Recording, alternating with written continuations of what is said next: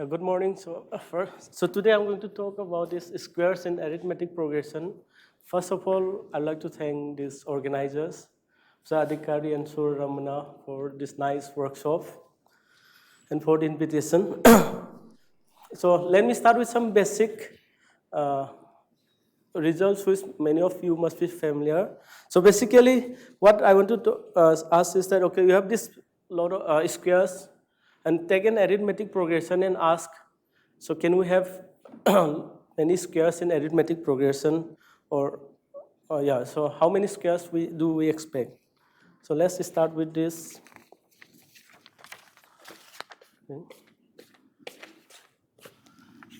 So let n bigger than 1, d bigger than 1.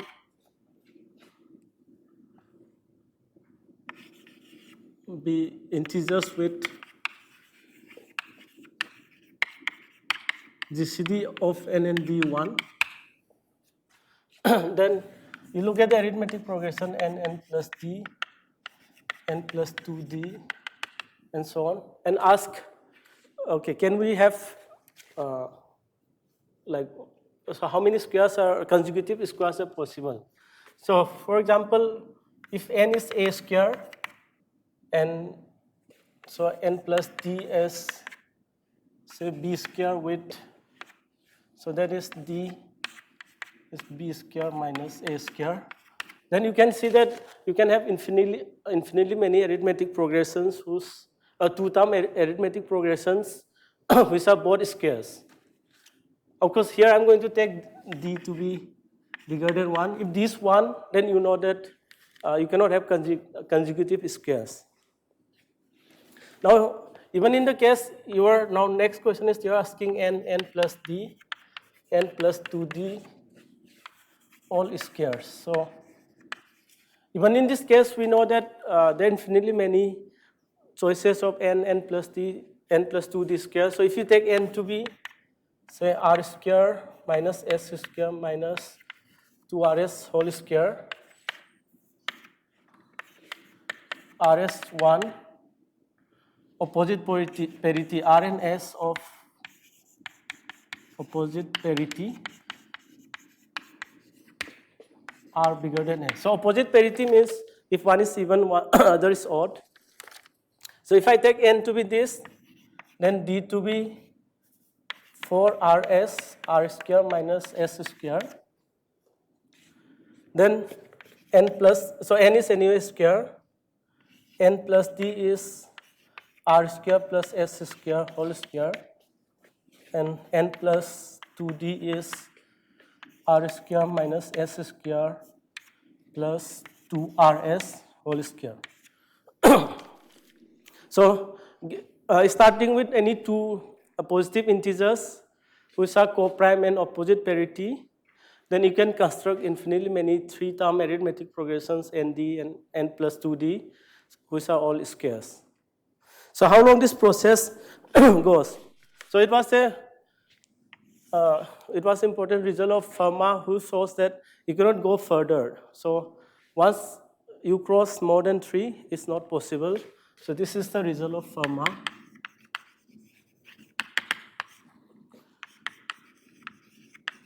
There are no 4 squares in an arithmetic progression. So I'll give a proof of this result, because many of you must be familiar, but I'll try to give a proof by using Fermat's descent.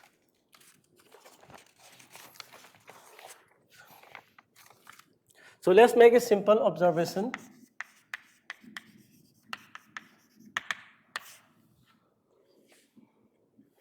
So I'm starting with n plus d, n plus 2d, n plus 3d are all squares.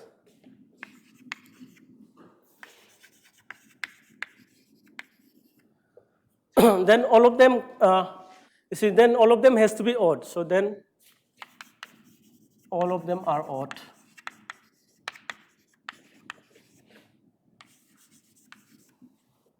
Okay, so here, you see, we have to always remember that d we are taking is co-prime to n and d are co-prime. So because of this, all of them are odd, because if if some are even, okay, so why this is the case, let's see.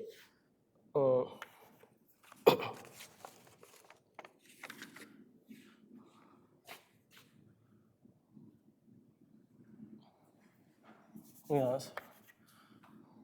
Okay, so if something is even, for example, if n is even, n plus 2d is even, yeah. If n is even, then n plus 2d is even, both are divisible by 4.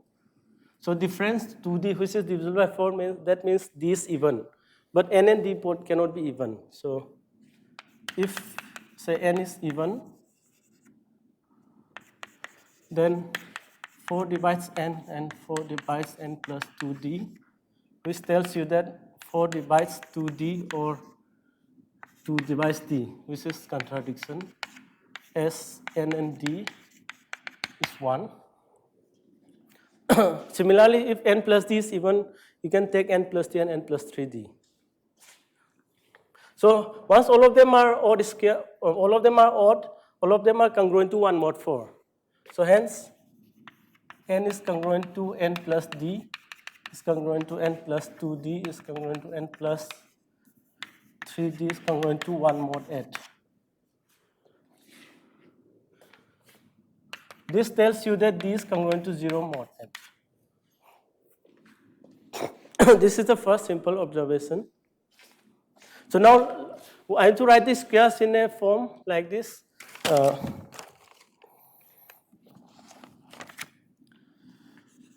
So we just write the squares as so x minus 6n. Yeah, maybe yes. Okay.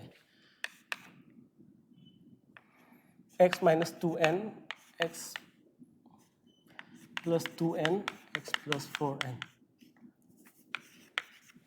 So I know that common difference is actually a multiple of 4.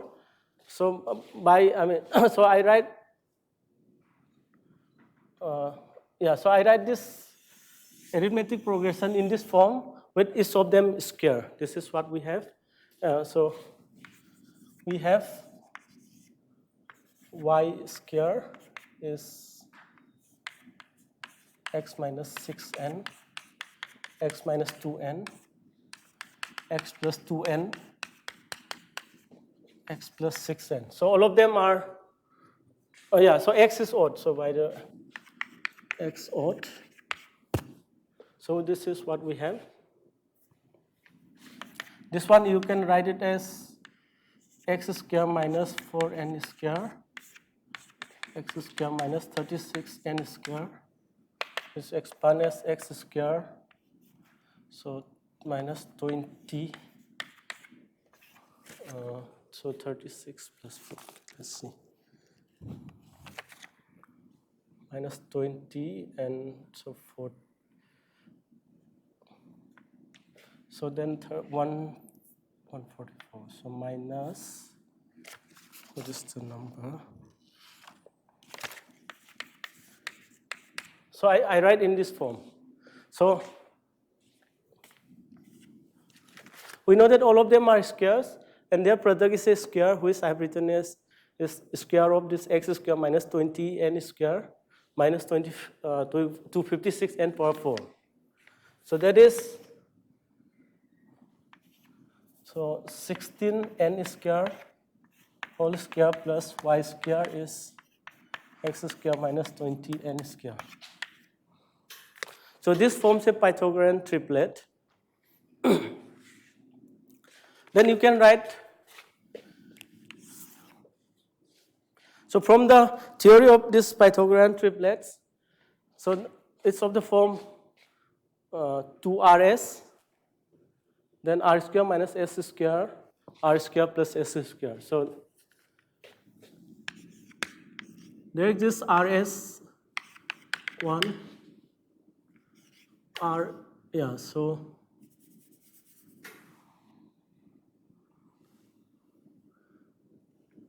rs1 such that 16n square is equal to 2rs, then x square minus 20n square is equal to r square plus s square. And why is anyway r square minus s square? We don't bother.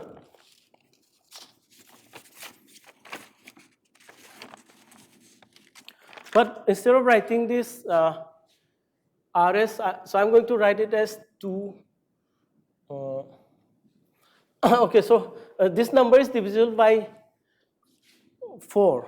And okay, so I'm taking s to be odd. So I'm going to s odd with, okay, so let there this with s odd such that, so I'm going to write it as 4s square and so 2r. So that means 2r, 4r square plus s square. So this is, yeah. So this is how I want to write now. And 2 divides r. This is what we get. Because the 16, this side from here, s is odd, and 4r, so 16 divides 4r, so r is even. So that means 4n square is rs. So this side is a square, and this side is product of two numbers which are co-prime.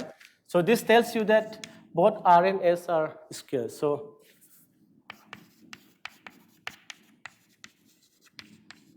r squares. So you write r as, maybe let me write the symbol. So anyway, r is even, so I write it as 4 times a square, s times this square, this. So both r and s are square, and r is, this is even, so this is what happens. So this tells you that n is actually equal to, so n square is a square d, so n is ad.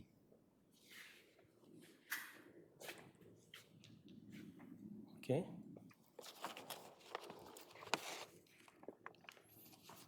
And what is x square? So x square is 20n square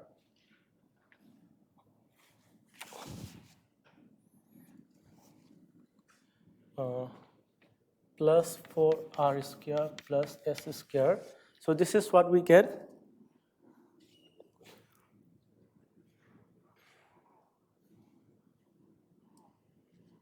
Okay. Okay, maybe I want to make a little bit change here.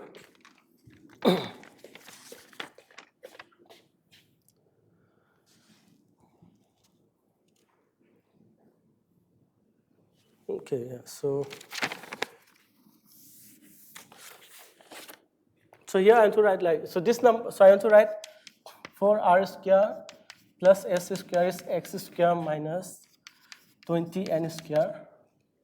Now n square is rs, 4n square is rs, so this is x square minus 5 rs. So this tells you that x square is equal to 4r square plus s square minus plus 5rs. This is what we have.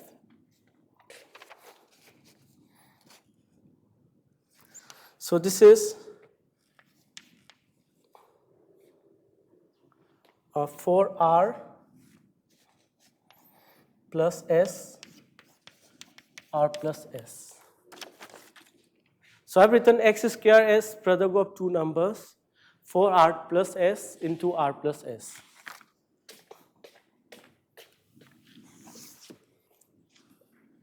So now I want to use, so on the left side is a square, the right side is the product. Now can they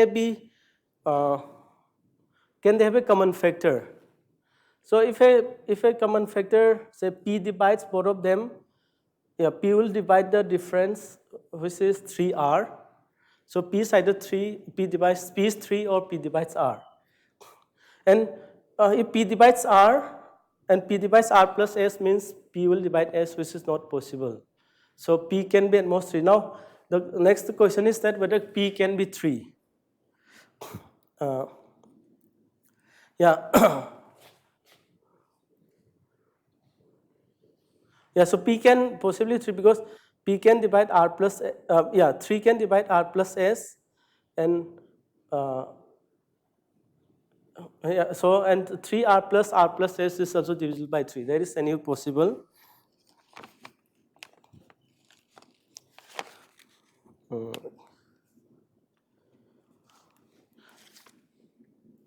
So only possibility is that, okay, so R plus S, 4R plus S is actually equal to 3. So that is the only possibility now. 3 or 1 or 3. Now let's try to again use this fact here. So what is R plus S? So R plus S is 4A square plus D square. So that means if 3 divides R plus S, then 3 will divide A square plus D square. That means 3 will divide both A and D, which is not possible.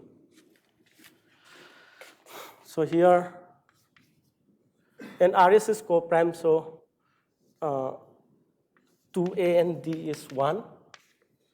So because of this, GCD becomes, so if GCD of R plus S for R plus S is 3, then 3 will divide 4A square plus D square, or 3 will divide A square plus D square, which is not possible. So the GCD is 1. So hence, R plus S for R plus S is 1. So once GCD is 1 and their product is a square, means both of them are squares. So we get R plus S is a square.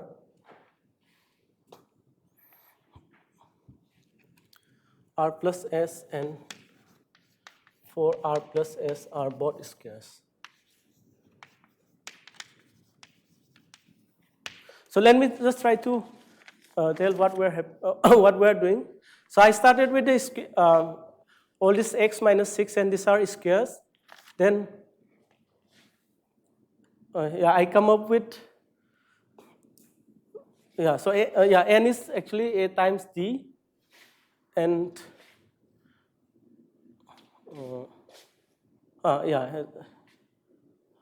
n square is RS. Yeah, n square is RS, so that means n is, anyway, n is A times D, and okay, yeah, so where R is, okay, R is 4A square, S is D square, R plus S, 4R plus S are both squares. Now let's try to write 4n. So 4n square is RS. Let me write.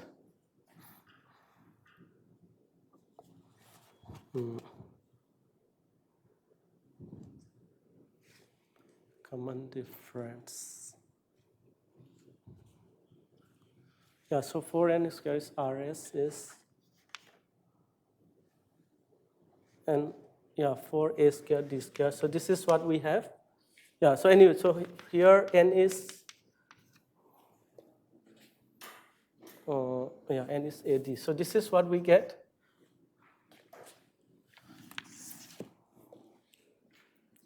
So starting with 4 squares in AP with common difference.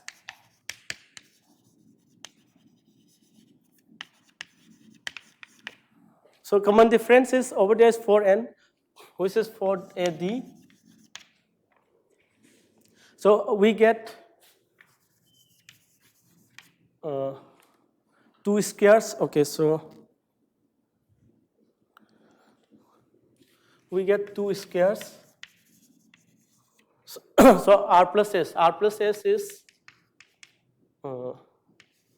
R is what? 4A square. Okay, 4A square plus D square for r plus s, which is 16a square plus d square. So starting with, okay, so let's try to see. We have these 4 squares in AP where common difference is 4n, which is 4 times AD. Then we get 2 squares, which are 4a square plus d square and 16a square plus d square. Similarly, you can also go back. So, and this is vice versa. So if these are both are squares, then you can go back and get an arithmetic progression with common difference for AD, which are all squares. This is a reversible process. Okay. So write. So now let's start with this thing. So write Z1 square is.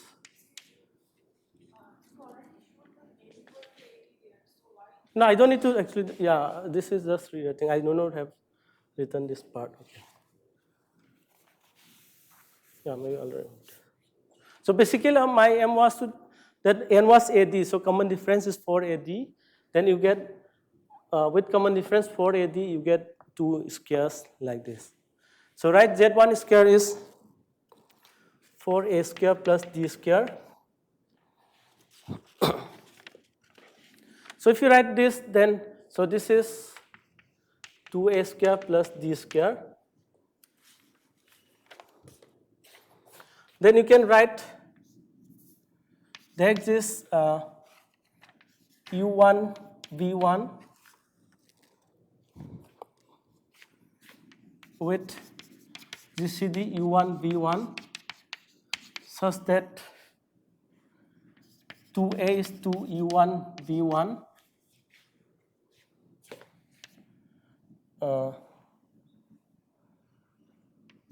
plus minus, okay, plus minus D is U1 square minus B1 square, right? Again, we are using the Pythagorean triplets. This is a square, so 2A is 2 times U1, B1 and D. So this can be either U1 square minus B1 square or the other side, so we write like this.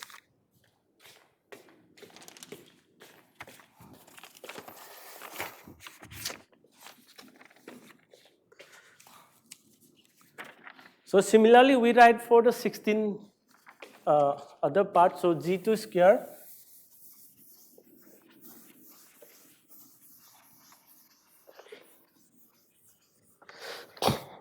sorry, and G2 square is 16A square plus D square, which you write it as 4A square plus D square. So there exists 2 U2 V2, which is co-prime, such that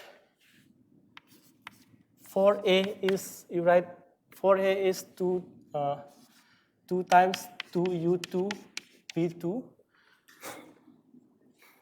which is U2 V2. Then plus minus D is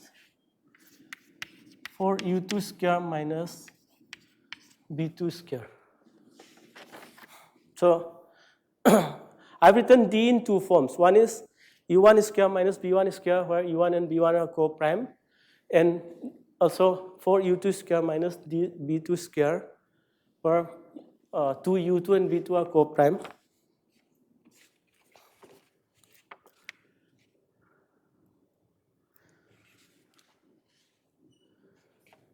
So from here, what we know is that A is actually from over there, A is U1, B1, right? A is U1, B1 is U2, V2. And plus minus D is U1 square minus B1 square. This is 4U2 square minus B2 square. So this is what we get.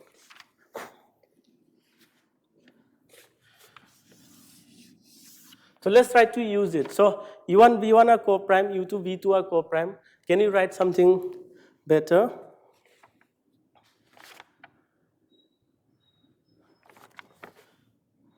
So yeah, so these are co-prime and A is product of these two of them. So we can find there exists pairwise co-prime. So by the unique factorization pairwise co-prime integers. So 2a1, b1, c1, d1, such that, so u1 you can write it as 2a1, b1, u2 you can write it as 2a1, c1, and b1 is c1, d1, and b2 is b1, d1. So you take the GCD of A and B, U1 and U2 to be 2A1, and so on. And by looking at possible factorizations, we can find 4 numbers 2A1, B1, C1, D1 such that U1 is actually 2 times A1 times B1, U2 is 2 times A1 times C1, and B1 becomes now C1, D1, B2 becomes B1, D1. So I plug these values here.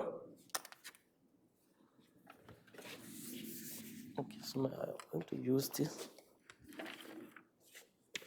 So this I'm going to plug it here. So U1 square minus B1 square in this case will be 4 times A1 square, B1 square minus C1 is, no, sorry, I meant.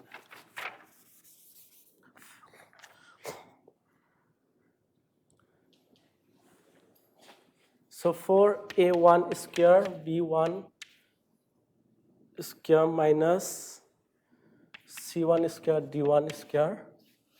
Then 4U2 square minus B2 square is 16 A1 square, C1 square minus B1 square, D1 square. So this is what we get. So I equate them.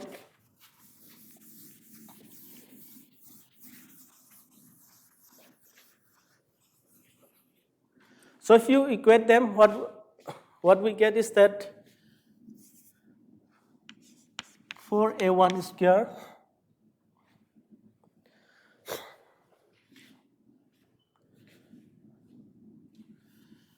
so B1, yeah, so maybe I'm going to write. So put this here and put this here. So B1 square 4A1 square plus D1 square is C1 square 16A1 square plus D1 square. This is what we get. You see, all of these numbers A1, B1, C1, D1 are pairwise co-prime, and B1 square times this is equal to C1 this. So from here, since B1 and C1 are co-prime, so what we get is that both of this number and this number are both square. So hence, 4A1 square plus D1 square and 16A1 square plus D1 square are both squares.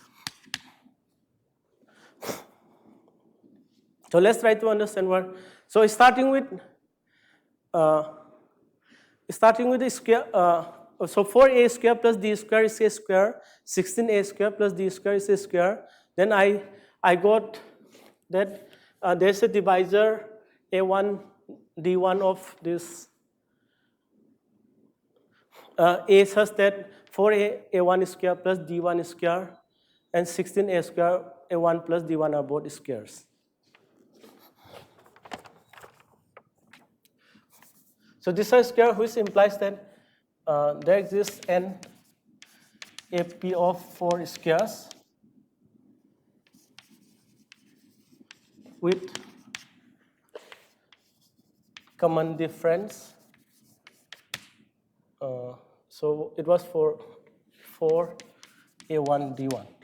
So you remember this statement here. Starting with 4 squares in AP, you get these squares. and vice versa. If you get these two squares, then you get a arithmetic progression of common difference for AD. So here, instead of 4AD, you get 4A1D1. And the fact is that A1D1 divides AD, and A1D1 is strictly less than AD.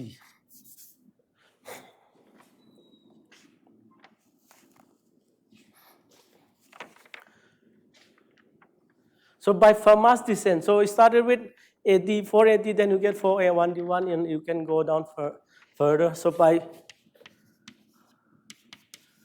Fermat's descent, we get a contradiction.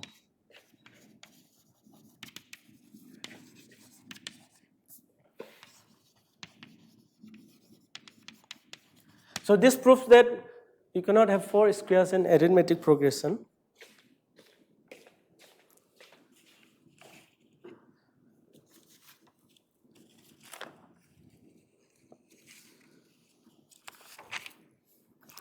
Okay, so then this raises the following question. Okay, so you cannot have more than 3 squares in AP, but then given an arithmetic progression of any length, can you tell how many squares are there? How many squares are there? So let me make it more precise.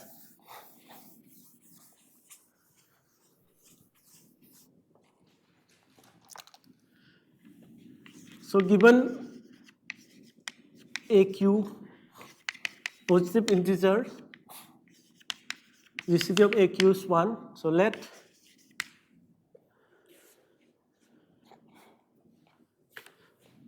and n bigger than or equal to 1. So let QA be the number of this n, where 0 is less than n less than capital N. A plus Qn is a square. So you have arithmetic progression of length n, and you are asking, okay, so how many squares are there in that arithmetic progression?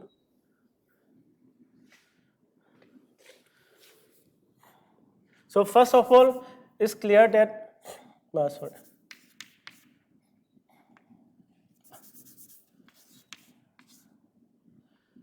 So Qn is actually n for n less than or equal to, it's less than or equal to n for n less than or equal to 3.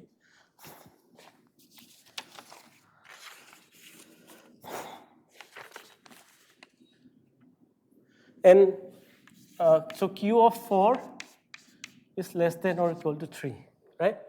So basically, if you have 4-term arithmetic progression, you can have at most 3 squares.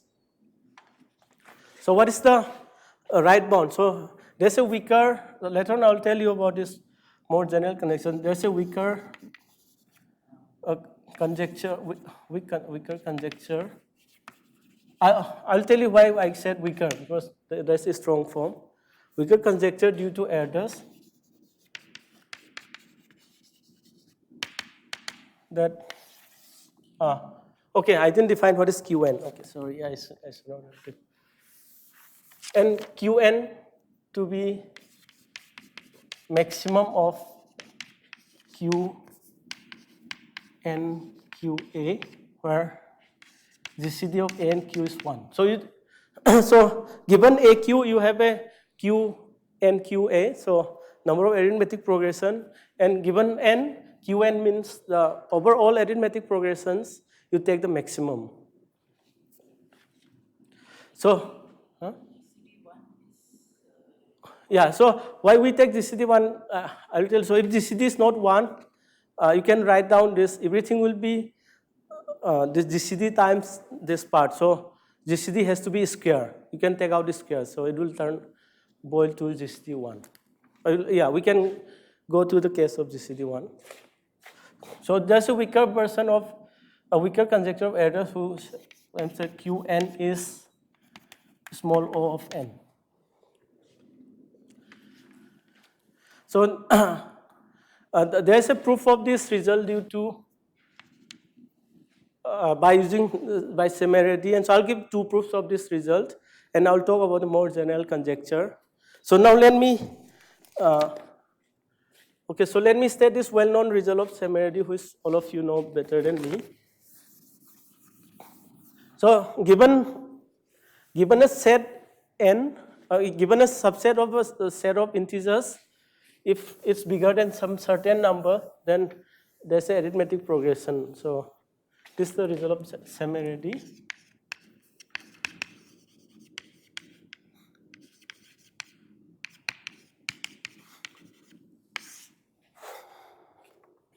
So this is 1974.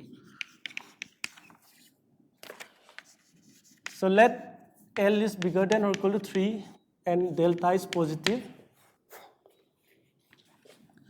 There exists n naught which depends on L and delta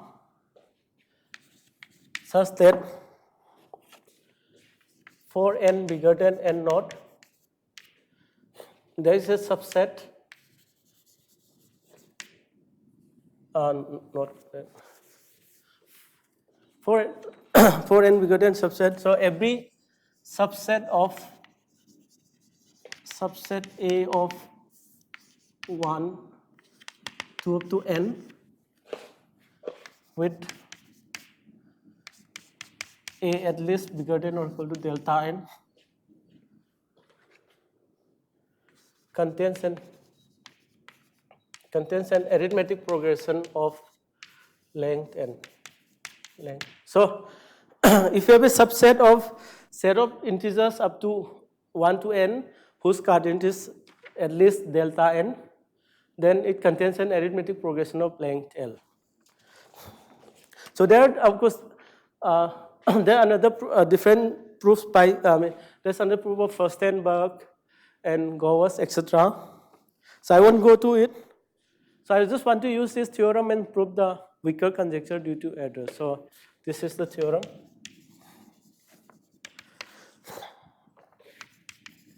For delta positive and n sufficiently large, so Qn is less than delta n. Of course, the proof is very straightforward, quite simple once you have seen the Fermat's, this Fermat's proof, the Fermat's theorem. Basically, you take L equal to 4, right? So just two lines.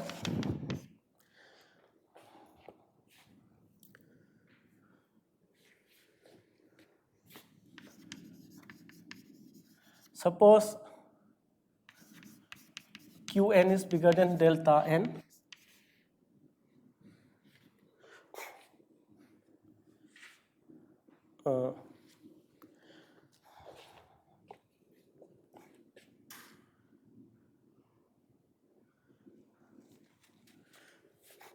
So suppose Qs is delta n and this and A plus Qn such that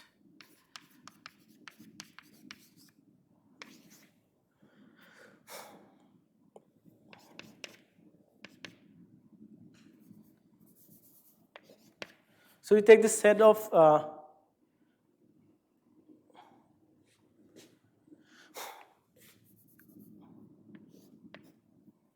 and let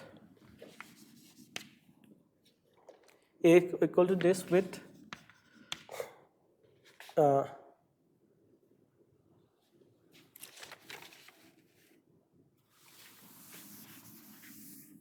and okay, so A equal to n such that 0 less than n less than capital N, A plus Qn is square.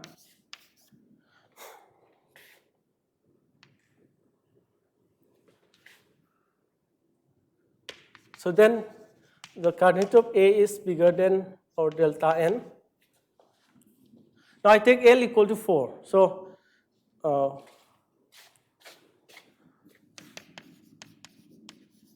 taking L equal to 4, so this arithmetic progression A plus Qn contains an arithmetic progression of length 4, right?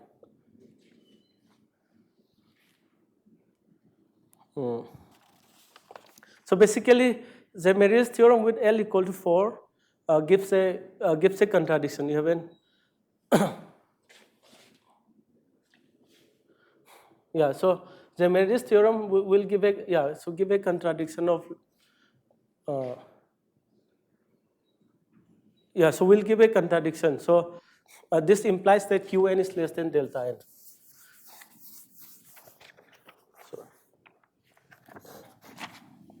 So hence Qn is less than delta n. So now I'll give another proof of this result by using Falting's theorem, which is by using algebraic points on the curve. Okay,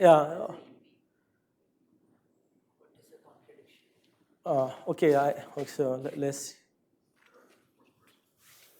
Okay, so what does Zemeret? Okay, so you have this 4-term AP, right?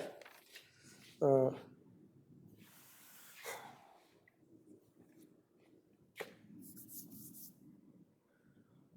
we have a so you have this set A. Okay, so you take this. So maybe I should take this set A. You're right. So maybe I should have been a bit more careful. You take set A to be the set of squares. So A plus Qn such that A plus Qn is square, n is less than n. So you take this set. So so this is a subset of a bigger set, and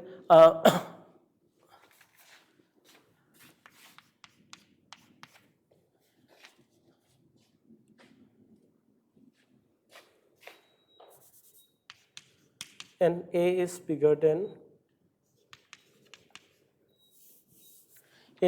delta n. If you take this set, okay,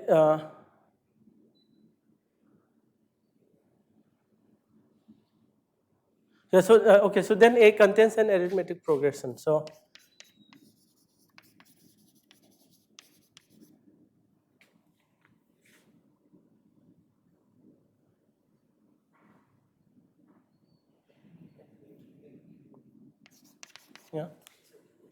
so A contains an arithmetic progression of length 4. This is a contraction. No, one is to So just by using Semeritis, basically you're constructing a set with set having a lot more elements, then it will have an arithmetic progression. So what I want to do is that so I'm going to toggle give you another proof by using Falting's theorem. So a corollary of Falting's theorem tells you this. So Falting's theorem tells you that if you have a curve of genus at least 2, then it has finally many rational points. So let B1 less than B2 Bk be integers with k bigger than or equal to 5. So since I have 10 minutes, maybe I won't give a proof. So take this finally many rational points x such that x plus b1, x plus b2, x plus bk is a square.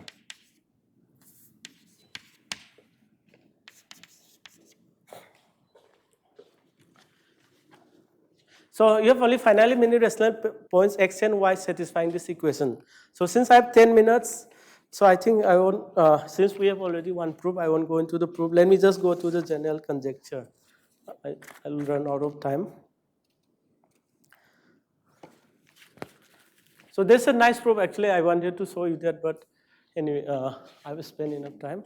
So let's go to the general conjecture.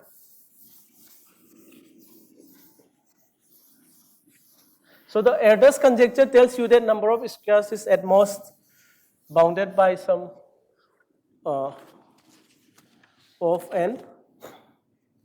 So, but the general the strong conjecture is Erdős-Rudin conjecture.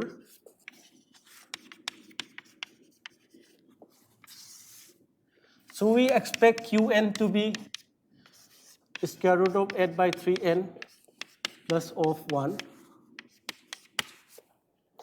And of course, this is open. So expected is, so basically we expect Q of n to be coming from Q of n 24, 1. So this is anyway open. So let's try to see in the arithmetic progression 1, 1 plus 24, 1 plus 48, etc. What's the, so if you let n, 1 plus 24n, 0, 1, 24,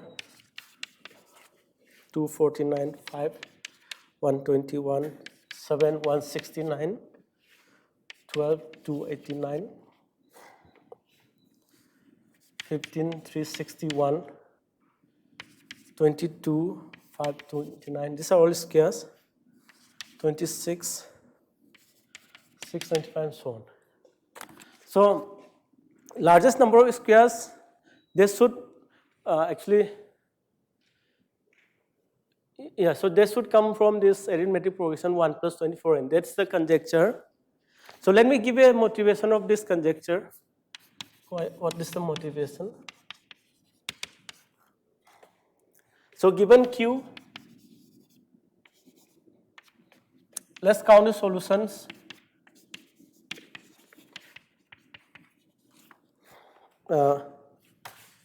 M square is congruent to A mod Q. So in appropriate intervals, so basically here the analytic number theory is being used in appropriate intervals, tells you that number of squares. I'll just write it down. Number of squares is going to be bounded by 8 by 3 root n plus O of root small o of root n if Q is less than, so x of C log n log n. So C is less than 1 over 2 log 2. So by using these counting arguments, so over some appropriate intervals, one can show that this number of squares is less than 8 by 3 n plus this if Q is less than this number. So there was actually motivation, and by some computation and by looking at this number 24, they figure out, they expected this conjecture. So right now, let me talk about what do we know on this conjecture.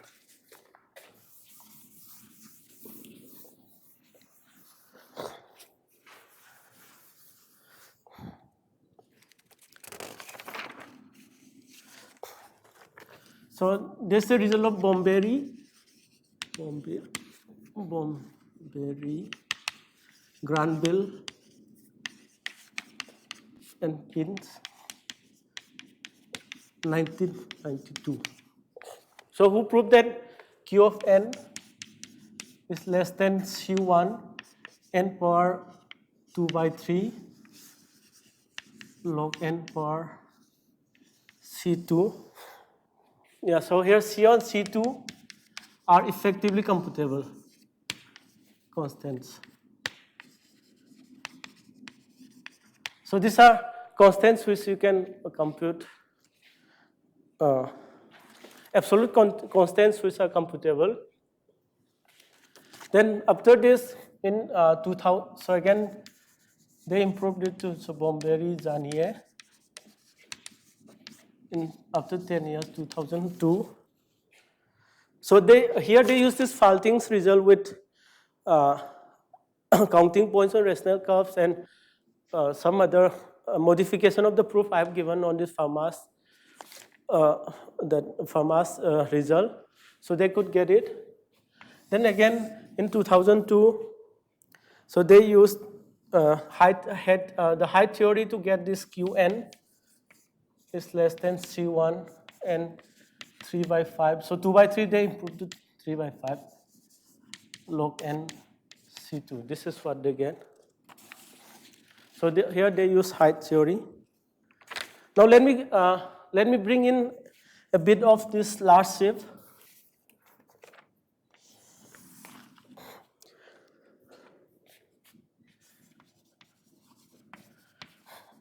So large shift actually will tell you that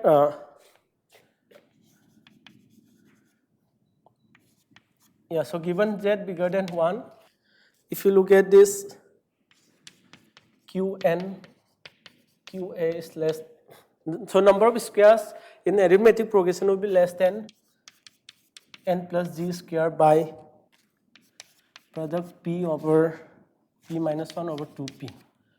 So so one of the ideas is that given a prime p which doesn't divide q, so basically b by p is minus 1, then a plus nq with n congruent to b minus a by q mod p. I mean, then n is not, so basically, so then given b by p is minus 1, if you look at numbers n which are congruent to b minus a by q mod p, then for such n, a plus nq can never be a square. By using this idea in large shift, they prove that so one can show that q and q number of squares is bounded by this number, and if you take g here as integral part of 3 root n,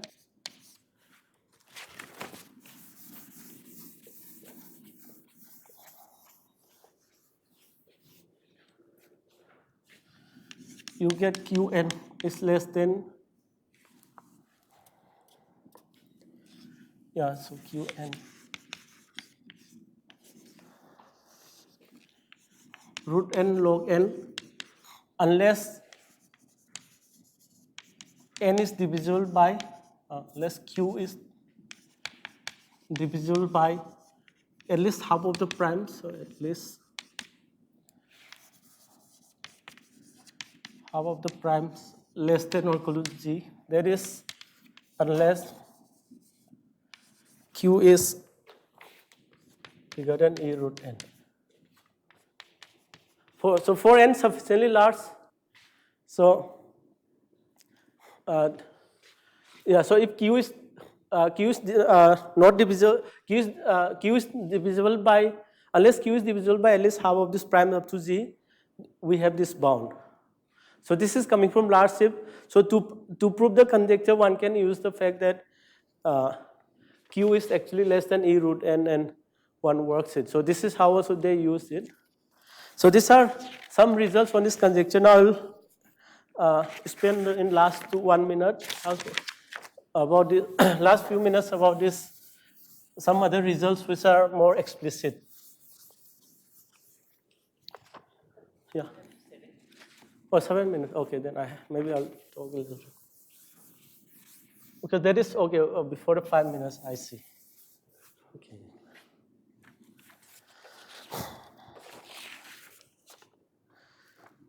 Okay, 12. So because of this, so to prove the conjecture, as I mentioned, we can assume q is less than e root n. So this is what we get. Now I talk a little bit about the finite results.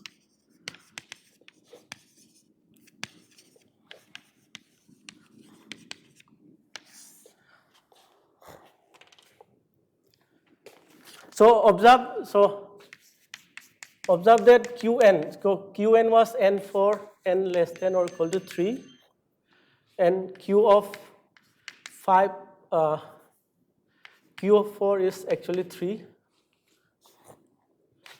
Q of 5 is less than or equal to 4, because there are no 4 squares in arithmetic progression. Then, so Q4 is 3 because there are infinitely many 3-term arithmetic progression. So Q4 equal to 3 is clear. Now, what is the value of Q5?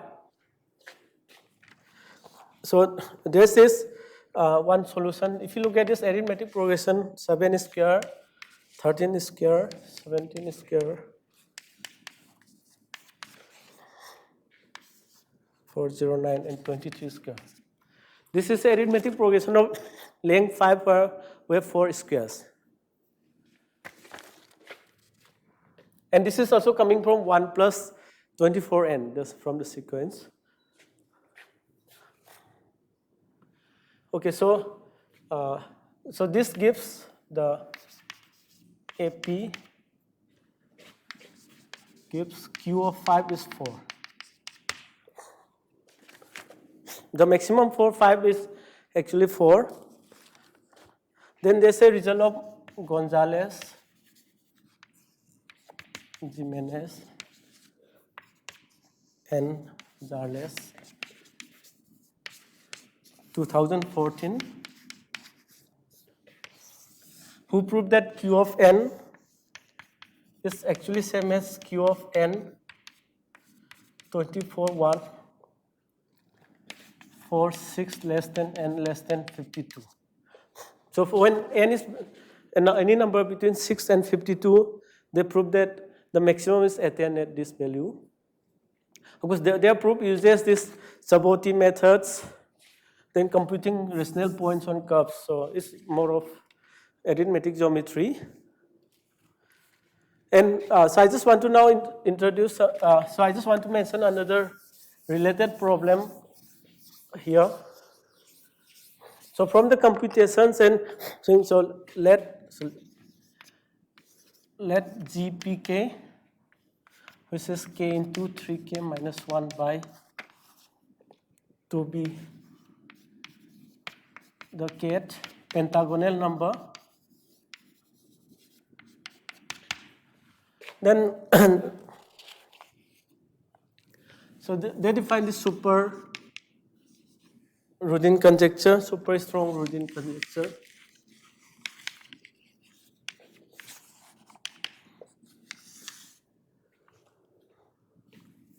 So if n is GPK plus 1, this is 1 plus 3k,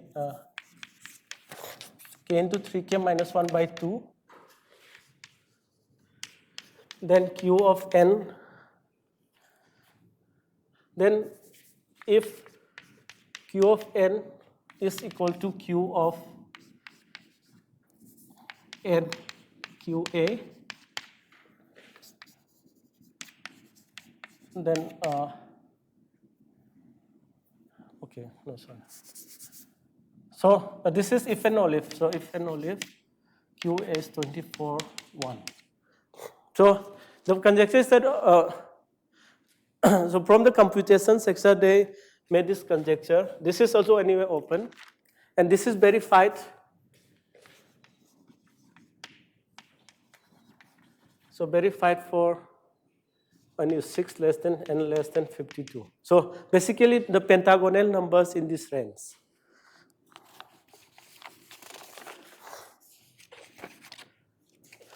So I won't go into this proof because the proofs are more arithmetic geometry.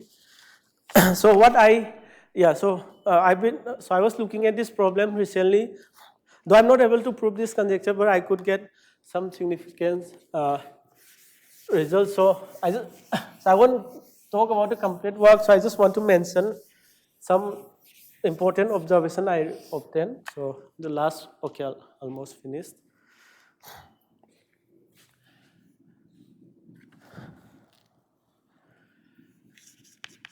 So given Q and A square mod Q, look at the solution. So consider solutions x square is going to a square mod q.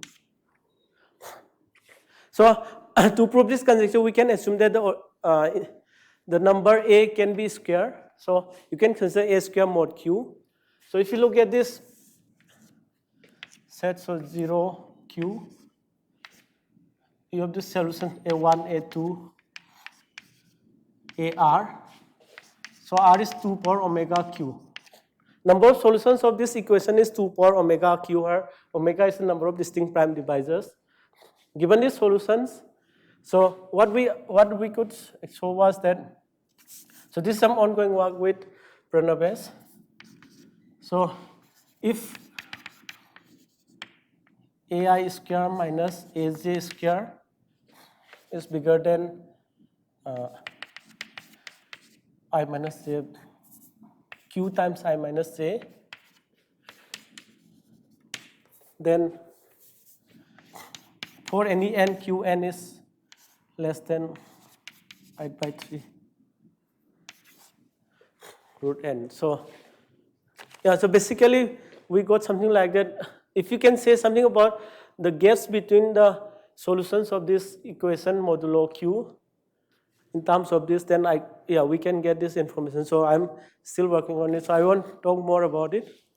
But I seem to get something, so hopefully in this year I will be able to make it more precise and explicit. Okay, thank you.